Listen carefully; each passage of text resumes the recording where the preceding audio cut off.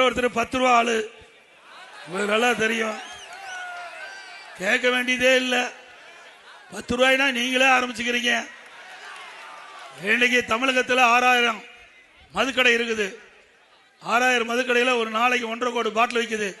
ஒரு பாட்டிலுக்கு 10 ரூபா அதிகமாக வாங்கினாங்க.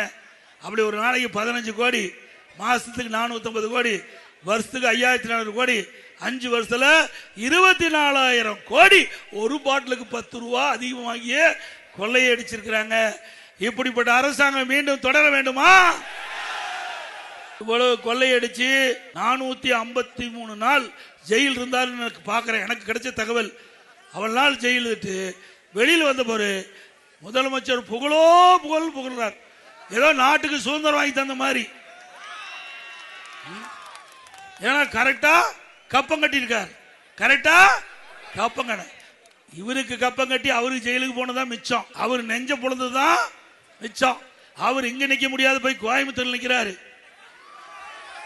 எங்க கரூர்ல நிக்க முடியாது. ஆக இப்படிப்பட்டவெல்லாம் மீண்டும் ஆட்சிக்கு வர வேணுமா? ஊழல் ஆட்சி தேவையா? நல்லாட்சினா எடப்பாடியார் தான். வாக்களிப்பீர் இரட்டை இலைக்கே.